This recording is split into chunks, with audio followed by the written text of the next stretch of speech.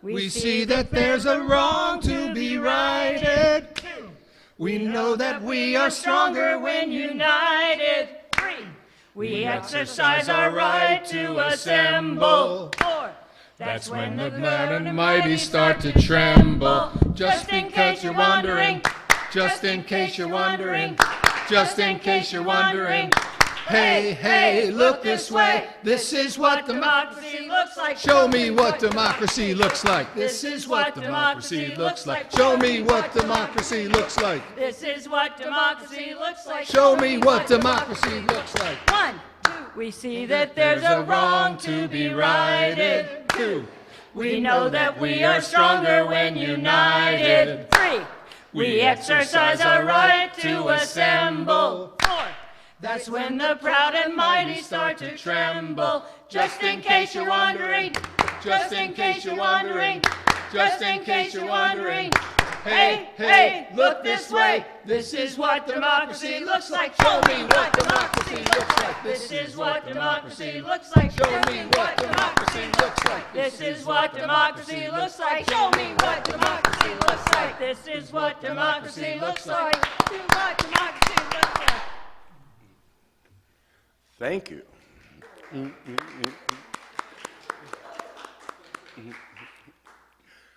Good morning. My name is Paul Dalzell, and I am the worship coordinator of this, the Unitarian Universalist Congregation of Charleston. Thank you for joining us today. Welcome all of you, our members, our friends, and if this is your first time here, we welcome you and thank you for being here. You came here looking for something this morning. It might have been a connection with others, a community, a place to ground yourself, inspiration, or refuge from a world gone mad. Whatever brought you here, we are glad it did. If you are new to UUC, I'm sure you will find us an open, accepting congregation. We are guided by the 7 principles that you see around you and 6 shared values: justice, equity, transformation, pluralism, interdependence, and generosity, all centered in love. The word worship comes from the Old English word worshipé, which means to shape what is of worth. I truly believe that is what we are doing here now. It's what we do when we gather together in this place with all of our differences. We gather to be part of a community, to sing together, to listen deeply, to find respite from the outside world for an hour, to shape what is of worth to us. I also need to say that the tone of this service changed somewhat on Thursday when I learned of Jean's passing. It was originally a fired-up call to action in line with the topic of John's message. However, we also need to acknowledge not just the potential death of democracy, but also the very real grief that many of us are feeling with the death of our member and friend, Jean Bain. For now, please join us in singing our welcome song. We sing it through twice. Words are in your order of service. And if you feel comfortable doing so, greet those around you with a nod or a hello. Whoever you are, we welcome you. Wherever you come from, we welcome you. Whomever you love, we welcome you. Whoever you are, we welcome you. Wherever you come from, we welcome you. Whomever you love, we welcome you. Please do check your insert for goings-on here at UUC this coming week and in the near future. A few that I need to mention. The yoga is canceled on Monday. The instructor is not well. Not here. Okay. Elizabeth. Also, after the service today, immediately after in the web room, please join us for a discussion with John Palmer, who will be speaking today. And this evening, I cannot see the screen, there is a celebration of life for Gene Bain. It'll be at 6 p.m., and basically sharing things that, ways that he touched you and made you, and made your life wonderful. That's tonight at 6 p.m. There will be a little more on that shortly. It is also yes, the Gene Bain service is in the announcement, on the announcement page. And then just in this morning, a service coming up on April 26th, Mel Hoover and Rose Eddington were going to be joining us.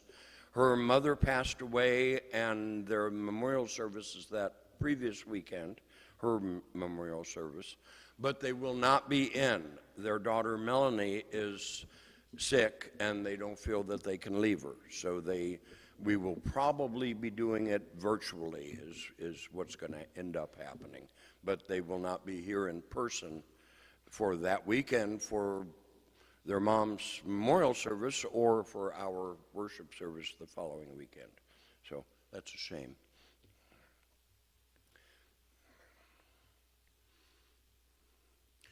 For our chalice lighting this morning, we have The Great Turning by Lisa Garcia Sampson. Please read it with me in unison as Maria lights our chalice.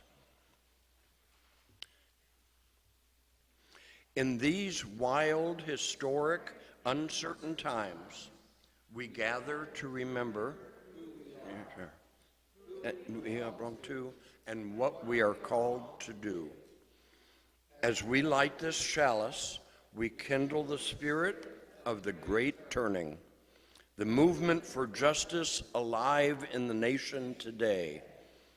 May we feel it in our bones, and in the stillness of this hour, may we sense it calling our name. Our first song for all is This Is a Wave by Minneapolis-based song leader and educator Serena Partridge. Please rise in voice, body, and spirit as you are willing and able. The lyrics will be on the screen. This is a call and response, so you'll pick it up right away. This is a wave. This is a wave. I am the ocean. I am the ocean. This is a wave. This is a wave. I am the ocean. I am the ocean. This is a wave. This is a wave. I am the ocean. I am the ocean. I am strong enough to hold wave after wave. This grief is a wave. This grief is a wave. I am the ocean. I am the ocean. This grief is a wave. This grief is a wave. I am the ocean. I am the ocean. This grief is a wave. This grief is a wave. I am the ocean. I am the ocean. I am strong enough to hold wave after wave. This pain is a wave. This pain is a wave. I am the ocean. I am the This ocean. pain is a wave. This pain is a wave. I am the ocean. I am the This ocean. pain is a wave. This pain is a wave. I am the ocean. I am the ocean. I am strong Enough to hold wave after wave. This joy is a wave. This joy is a wave. I am the ocean. I am the ocean. This joy is a wave. This joy is a wave. I am the ocean. I am the This ocean. joy is a wave. This joy is a wave. I am the ocean. I am the ocean. I am strong enough to hold wave after wave. This hope is a This wave. hope is a wave. I am the ocean. I am the ocean. This hope is a wave. Hope is a wave. I am the ocean. I am the This ocean. hope is a wave. This hope is a wave. I am the ocean. I am the ocean. I am strong enough to hold wave after wave. I am strong enough to hold wave after wave. I am strong enough to hold wave after wave. I am strong enough to hold wave after wave. Please be seated. Yeah, we can applaud.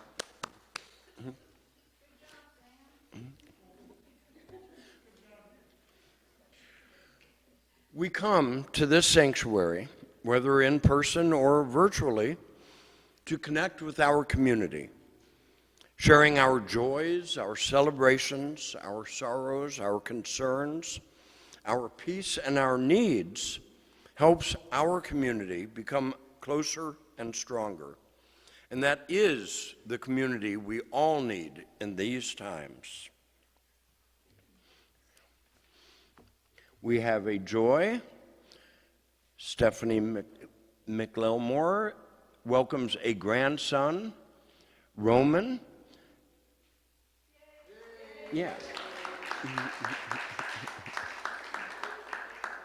Mother and baby are doing great.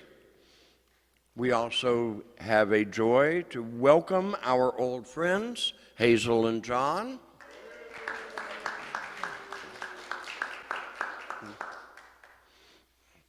I have a joy for the connections we form in this community. On learning of the tears shed Thursday night, I said, good. They are a tangible sign that our friend, Jean Bain, will live on in our memories. We have concerns and sorrows.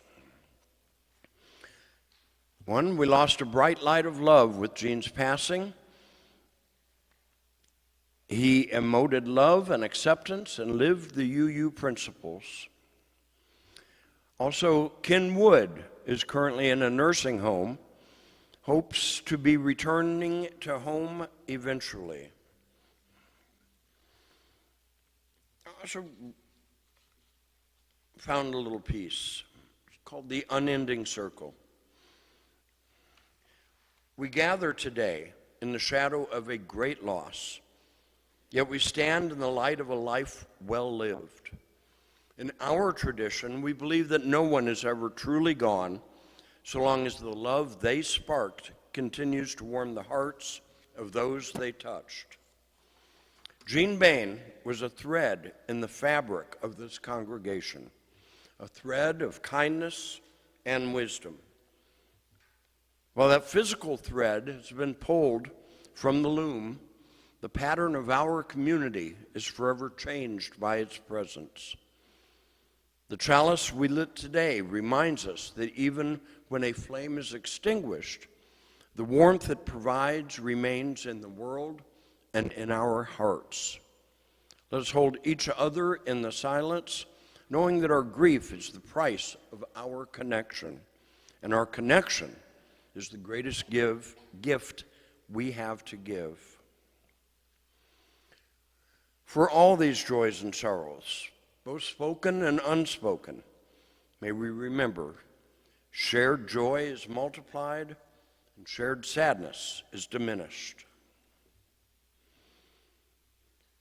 Please read with me, if you would, in unison, Our Covenant to Each Other by James Vila Blake.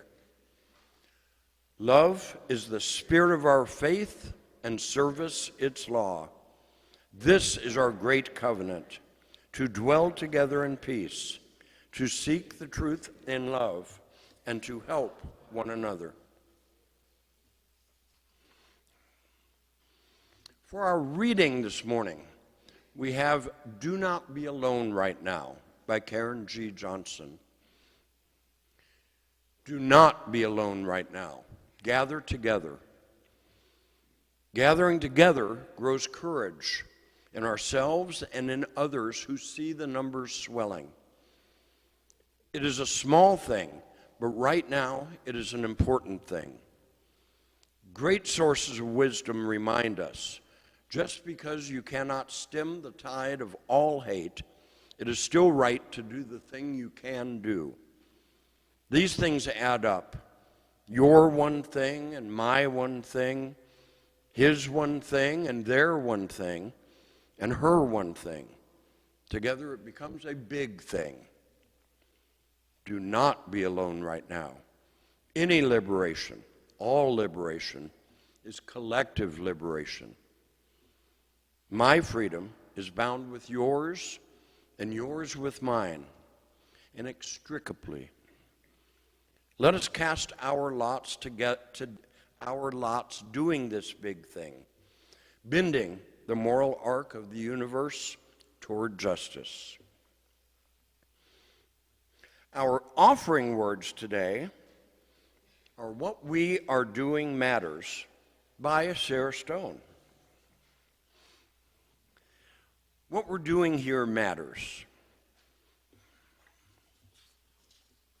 So just which page you're on. In a world that can feel disconnected, this is a place where people choose to show up for one another, to listen, to care, to build something real together.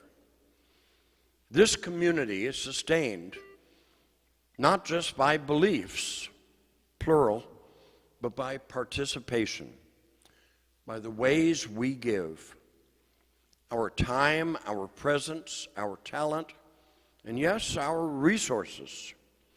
This offering is one way we practice that. One way we say, we will take care of this place, and we will take care of each other. If you are able, we invite you to give generously and in a way that feels meaningful to you. For our offertory today, we have Some Humans Ain't Human by John Prine. John Prine at his most irreverent and political.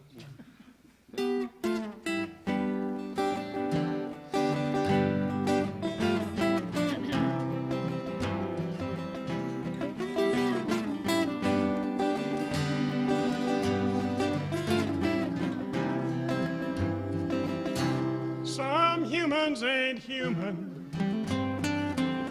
Some people ain't kind. You open up their hearts, and here's what you'll find. A few frozen pizzas, some ice cubes with hair, a broken popsicle. You don't want to go there.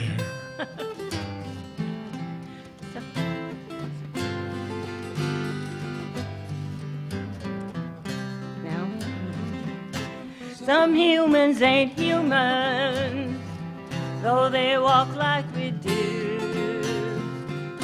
They live and they breathe just to turn the old screw.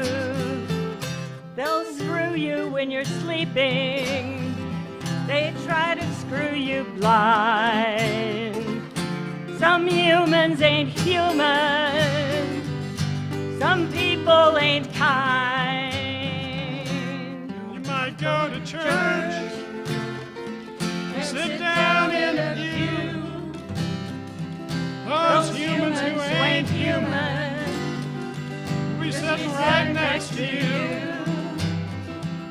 They'll talk about your family, they'll talk about your clothes, when they don't know their own ass from their own elbow.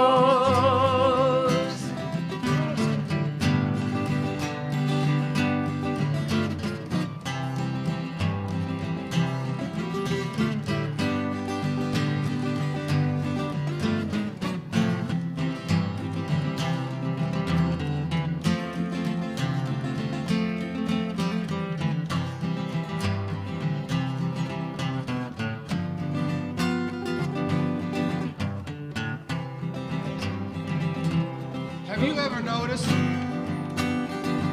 when you're feeling real good, there's always a pigeon that'll come shit on your hood. And you're feeling your freedom, got that bird in your hand, and some huckster from New York City starts his own war in Iran.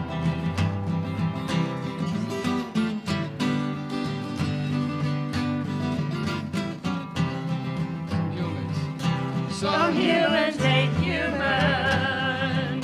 Some people ain't kind. They lie through their teeth with their head up there behind. You open up their hearts, and here's what you'll find. Some humans ain't human. Some people ain't kind.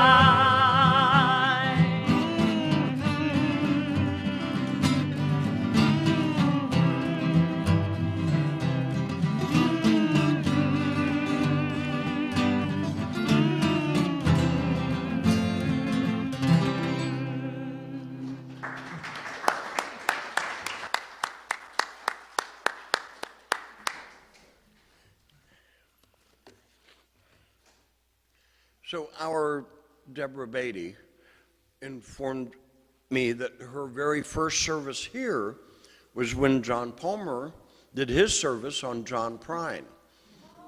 And it was so good, she's continued coming back ever since. So this was a tribute to both of them. Now let's take a moment, sit and breathe, to meditate, to ponder, to pray if you wish, but most of all, to sit with one another in community.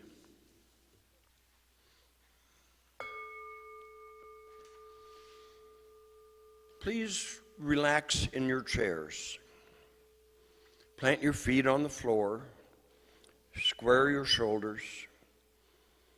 Feel free to close your eyes or unfocus them or gaze into our chalice flame. Breathe. Breathe in through your nose. Breathe out through your mouth. Settle into this moment, this space. Our meditation today is In-Betweenness by Michel Legrave. We, you and I, are in between right now. In between what was and what will be. In between who we were and who we will become. In between letting go and embracing. In between saying hello and saying goodbye. In-betweenness, it's a thing.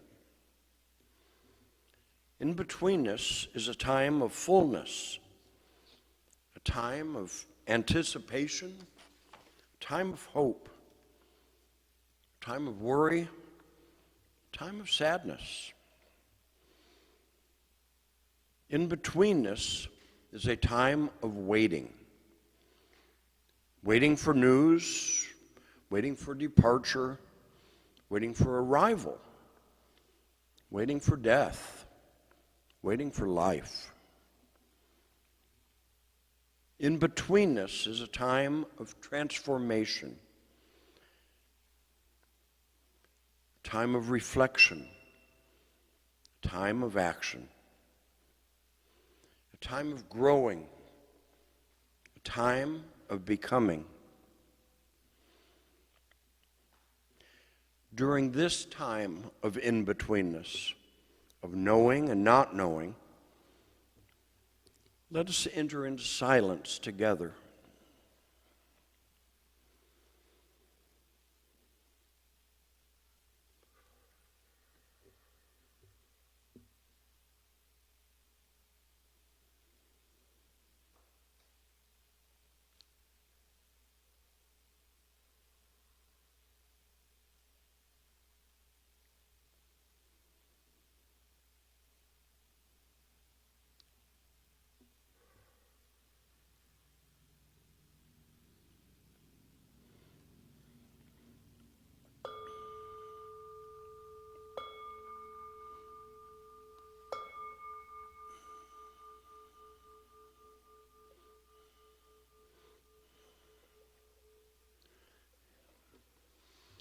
I would like to introduce today's guest speaker, John Palmer.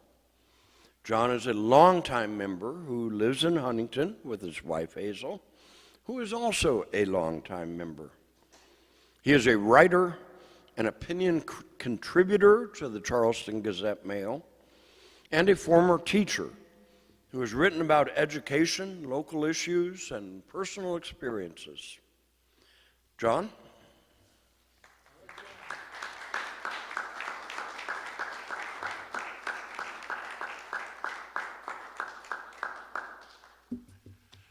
It's a wonderful relief to be here, I assure you. It's just, we don't have much of this as much as we need in Charleston. And I am delighted to be here, even though my message may not sit comfortably with everybody. We have been members, Hazel and I since 1995, and Hazel since 1974. So over 50 years of service to this particular group. And I would like to start to give you the idea that I have that every principle that we have has been transgressed, mostly because of politics, mostly because of one particular person, or if you prefer, one particular group, and that person is President Trump, and that group is the MAGA group. Every principle, especially if you take into account the idea, and I'll enlarge on this in a minute, that those who are of the Christian nationalist persuasion are essentially the same as part of MAGA. You cannot take any of these.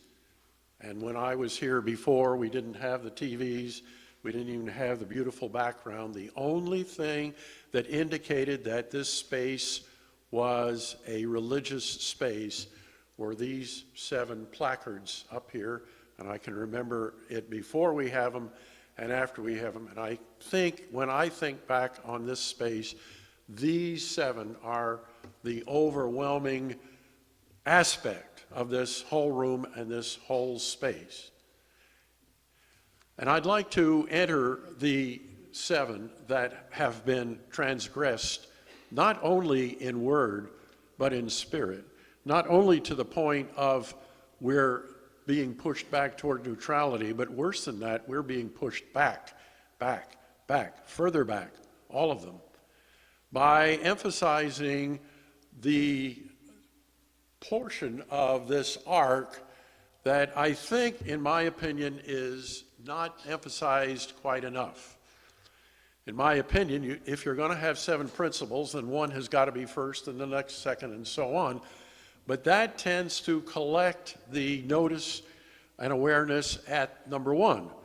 And I feel like, to a certain extent, there it stays to a certain extent. Number 1 is a very worthy principle indeed. But it's not the only one. It's one of 7. And the one that has been transgressed, in my opinion, most noticeably, most egregiously, is the one symbolized by this shirt, which is not a UU symbol.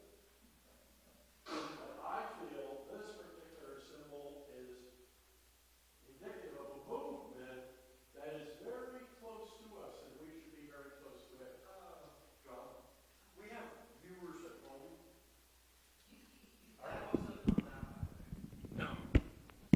If you could speak into that. Hello, viewers at home, wherever you are. Where's the camera? Okay.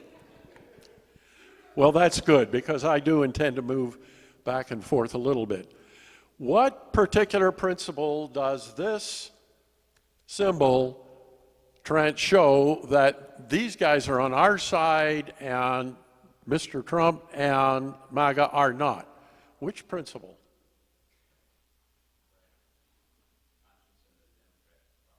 Yes. Here, Neil, say it loud.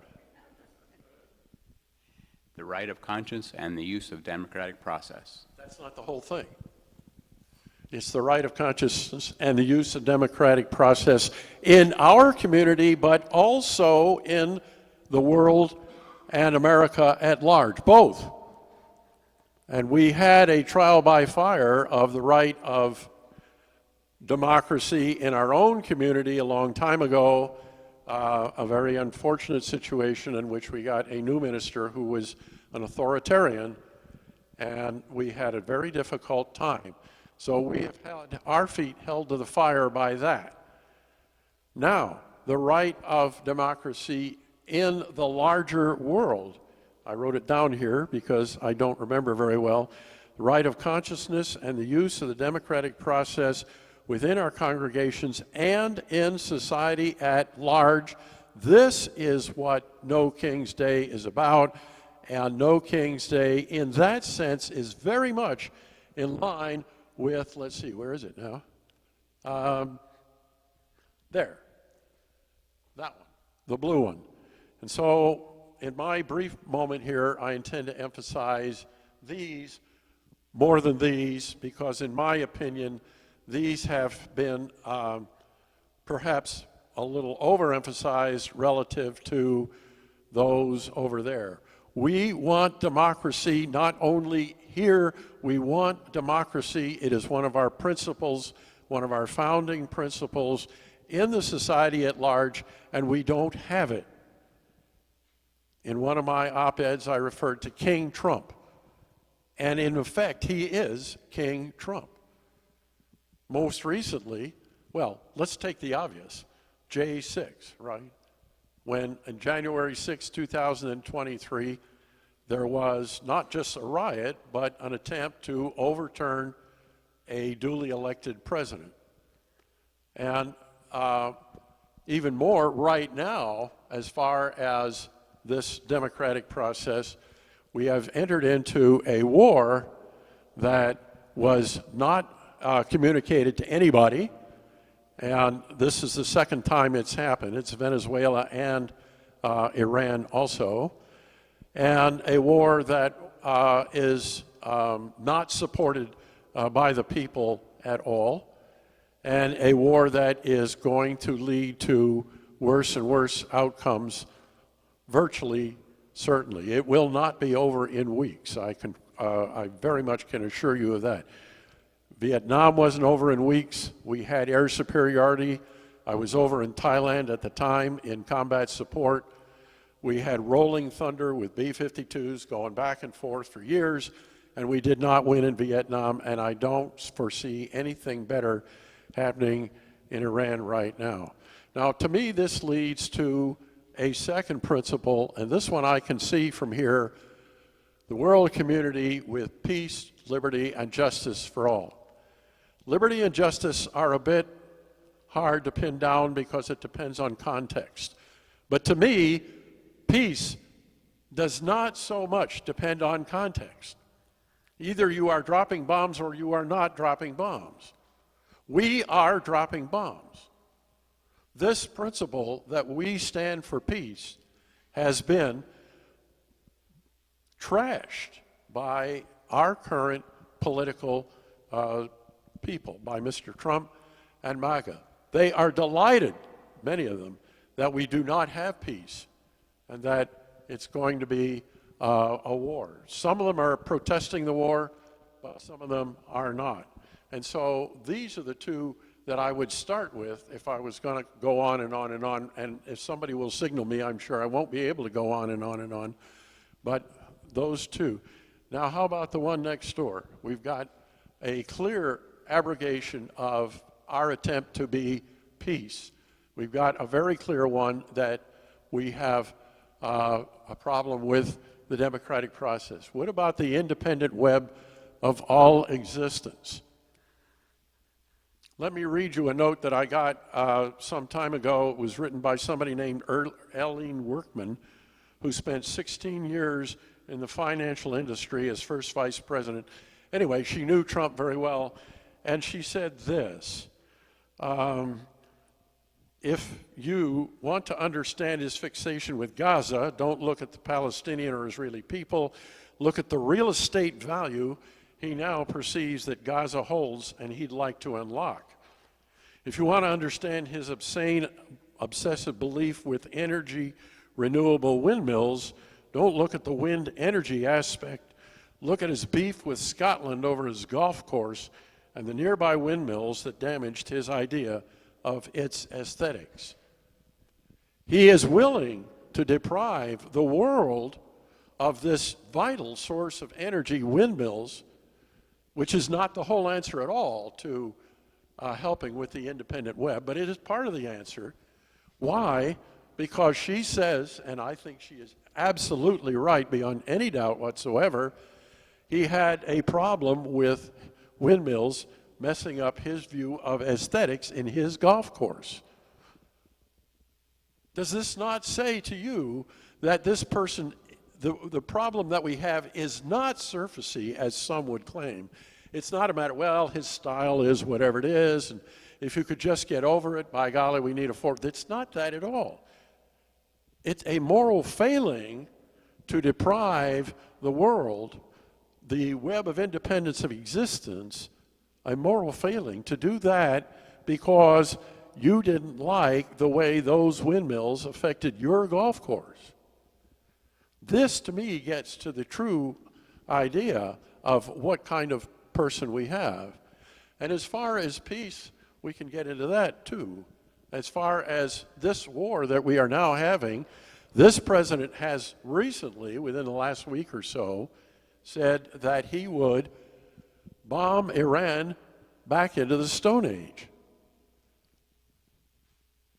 How does that, for a meaningfully moral, or to put it the other way around, the way it should be, a meaningful immoral statement of what's going on? We started this war. We in Israel. They didn't. They did not provoke us. We did the same thing that the Japanese did to us in Pearl Harbor. We started this war. We said, and Israel said too, if you people, you wonderful, meaningful people, will rise up, we will be delighted. And that's perhaps one reason we started it. But no, they didn't, and they couldn't. And now we, the president, is saying, we will bomb you back into the Stone Age if you don't give in to our demands. And our demands are not based on a provocation. They didn't come after us. We came after them. We in Israel, the United States and Israel, came after them. How low can you go? It sounds like an invitation to limbo, and my back is not at what it used to be, so I don't know that I can do it much. How low can you go to say that we would destroy waves of hunger, waves of disease, hospitals would be bombed, bridges would be bombed, power stations would be bombed until you give up, when in fact they never did, in fact, provoke us? In my opinion, what has been called TDS, Trump Derangement Syndrome, should be the mirror image should be used. The mirror image of Trump Derangement Syndrome is Trump Complacency Syndrome. Those people who allowed, because of Trump, because of MAGA, us to slip further and further away from all of our principles, but I don't have time to do them all, so I'm concentrating on those three, have been complacent.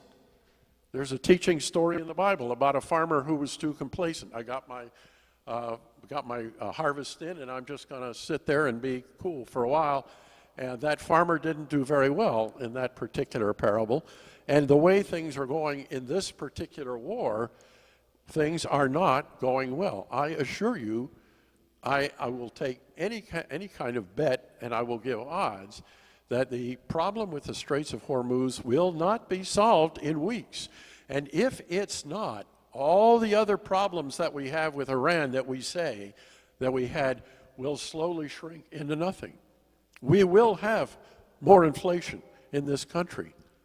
Gasoline will not only go up, diesel fuel, more importantly, will go up, and almost everything you use is delivered by diesel. And so that will go up. But maybe some people don't know, some of the goods coming out of that strait are used for fertilizer.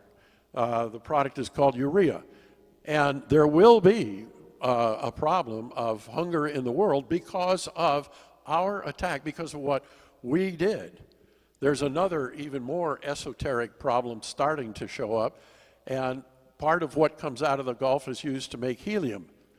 And the recent things that I have read say, don't think about buying any more helium balloons anymore. Don't even think about helium used for your MRI imaging, because helium is used to cool those magnets. All of the helium will be bought up by people using artificial intelligence training. And I am very skeptical that artificial intelligence is going to help everybody. It's an amazing, unusual, bizarre, incredible thing that artificial intelligence is rising. But right now, it is requiring huge amounts of energy. And even here in West Virginia, where they have these so-called data centers. And I don't think the data centers are in our best interest. I don't think they're in the best interest of respecting the independent web. But apparently we're going to have them, and I think we should be trying to push back against that. But more, I think we should be trying to push back against the war. I would like to see an anti-war movement. I brought it, and it's not on my hat, so it's somewhere. But anyway, I've got a badge that says Patriots for Peace. And I much respect Reverend Lewis, right? Jim Lewis? What? Okay. And I feel like I was there at the birth of Patriots for Peace, and we used to stand 3 days a week, well, no, Thursdays, whatever the hell it was. We used to be part of a protest for the war in Iraq, which turned out badly. It was not worth at all getting Saddam Hussein. It turned into a civil war. It went on for years, and I really don't see much difference between that and this, except for Iran is much bigger. They have survived. Their government is intact. They are pushing back very weakly because we have destroyed most of their military, but they will, as far as I can see, keep those straits closed. And it won't only be for a few days or perhaps even a few weeks. And if it's more than that, there is going to be a worldwide catastrophe in a sense. We'll have not just gas prices, but diesel prices, and not just those two, but the big ingredient for fertilizer, so there will be hunger, and not just those, but helium gas, and there's probably more to it than that. So let me say a word about Christian nationalism here, if I can find that part of it. Christian nationalism is part of our free and responsible search for meaning. Just what a wonderful song, To Be Human Ain't Human, or whatever, hooray for pride. To be a Christian nationalist is not to be a Christian. Here is some of what they stand for. Let's see here if I can find it. The Kettering Foundation says, the last decade of social scientific research on Christian nationalism has shown how it jeopardizes democracy, right? Research on Christian nationalism, the U.S. will be strongest if men lead, right? All you women step back.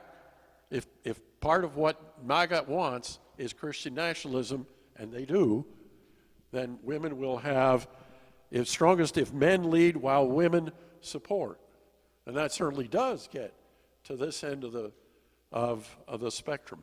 So I don't think it would be too much of a challenge to say MAGA, with Christian nationalism, has mocked all of our principles, and that mockery has been put into effect, and we are, in fact, losing.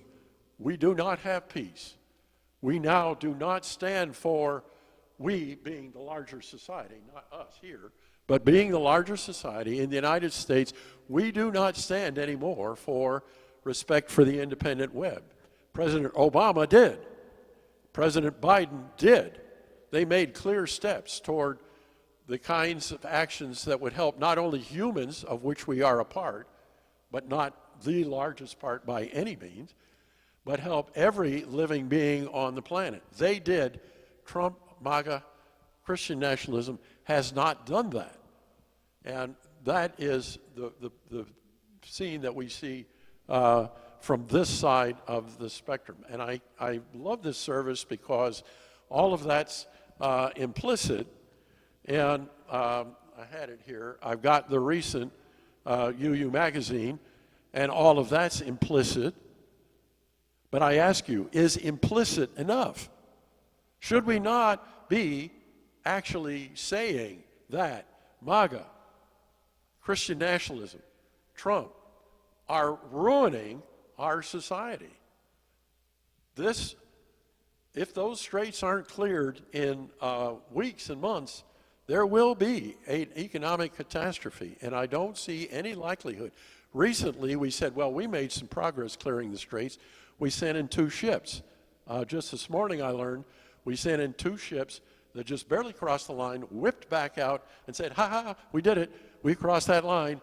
That is not very much progress in terms of clearing these straits. So, I don't know. That's Kettering. That's respect for, that's Trump's windmills. Let me just go ahead and cut to the chase here. It must be about time, I suppose. Nobody's pulled out a big shepherd's crook to haul me away. But when I have gone, I've been to every one of these. How many people have been to at least one? Would you stand up? Oh, good. All right. All right. I know people work on the weekend. I know people have child care. But I hope everybody will come again. And I don't know when the next one will be, but my guess will be something like the height of summer in June, something like that. And my guess will be, the theme will be, the war is counterproductive.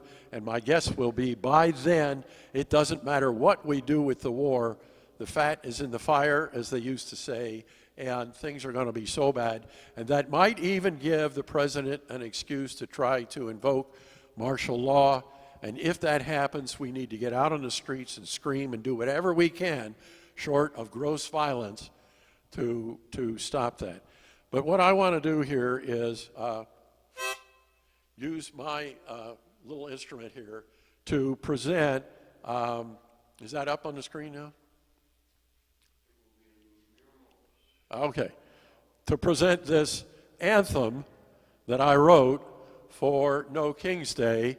And while it is No Kings and we are UU, we are not exactly the same, but we are very, very close to the same. And I think it's a great idea. Is it up there? Yep. Okay. What key are you in? The harmonica is in C. Oh, okay. But what I'd like to say is, please, if you've had a chance to look at those words that you agree with, don't take this. Well, the words, yeah. I think the melody was already pretty enough. Oh, right. Sing out.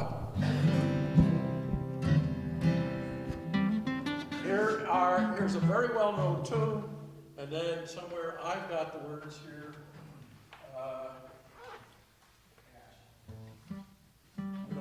Well, if I can't find it. Thank you. If I can't find it, I'll just stand out there and read the words. Do we have an extra one? This is the Oh, only here. one we've got. If there's No? I think there's one or two we have. Right. Here. Oh, okay. Yeah. Okay. Oh, okay. Okay. That's I it. printed it wrong. Okay. All right.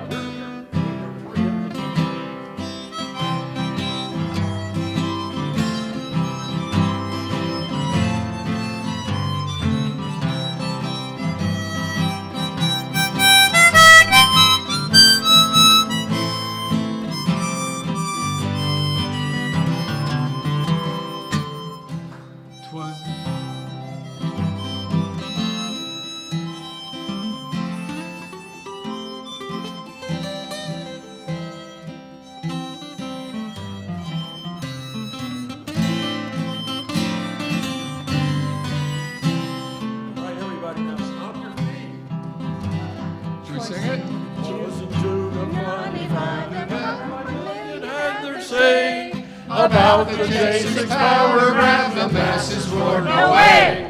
Here we are to tell the world that in the USA we will have no king.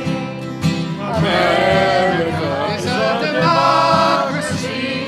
America is a democracy. America is a democracy. We will have no king. From New York to California, voices ring, non-violent but determined, we will always march and sing. Adamant and clear, like here's the message that we bring. We will have no king. America is a democracy. America is a democracy.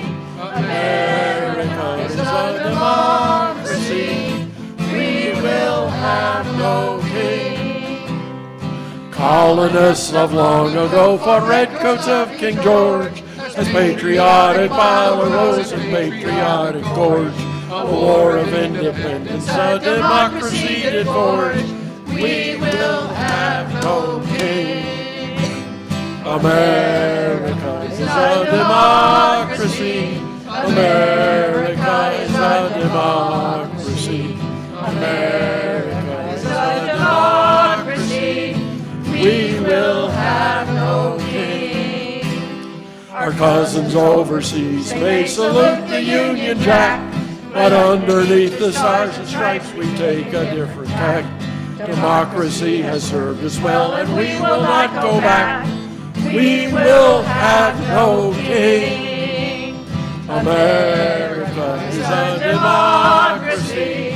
America is a democracy. America is a democracy.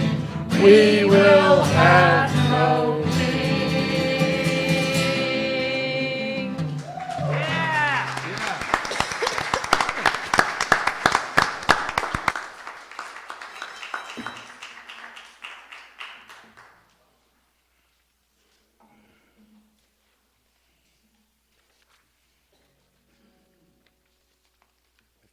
Did you get some?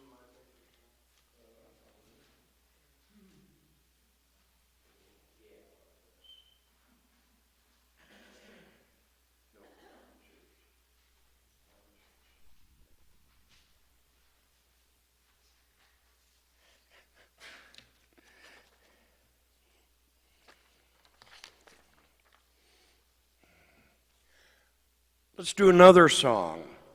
Our last song for all is We Are Not Afraid by Lulu Ayer of the Peace Poets. The lyrics will be on the screen and we'll sing them through 4 times. They're rather brief.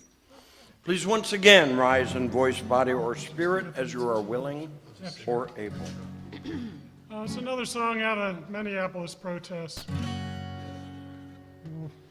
We are not afraid. We are not afraid. We will live for liberation, 'cause we know why we were made. We are not afraid.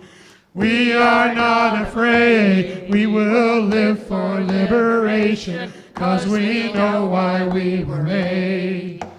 We are not afraid. We are not afraid. We will live for liberation, 'cause we know why we were made. We are not afraid. We are not afraid. We will live for liberation, 'cause we know why we were made. Please be seated for our closing words, which today are Democracy's Benediction by Lucas Hegart. We are democracy, unruly, unfinished, unrelenting people of rebellious joy taking to the streets. Underground resilience, resisting complacence. The pleasure of activism, organizing into simple hope. We are democracy, people of principle taking on principalities, witnessing the worth of those called unworthy, justice just now taking ground, integrity of interdependent existence extending living democracy into heads, hands, and hearts. We know that democracy can die, ossify, brittle byproduct of bygone idealists, plotting politicians, pirating votes, corporations cannibalizing our care for the world. Look, it can wither, distend, come to an end. Democracy, today we will love you alive, make you ours, make you thrive, and act as though our hope is on the line. The music makers will now perform our prelude or our postlude for us. Sorry, we're just getting started. Ready? Hold on, hold on, my dear ones, here comes the dawn. Hold on, hold on, my dear ones, here comes the dawn. Hold on, hold on, my dear ones, here comes the dawn. In honor of Jean, let's sing our recessional together as I extinguish the chalice, which will end our formal time of worship together. Jean would always play the handbells, the bong-bongs, during this song. The words are in your order of service. They'll be on the screen. And please remember to gather in the web room for discussion with John after the service.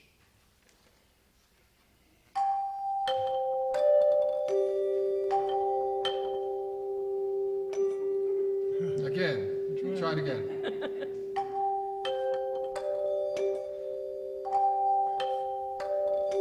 Go Now in peace, go now in peace. May the spirit of love surround you everywhere, everywhere you may go. Apologies, Gene. Yeah, where's Jean?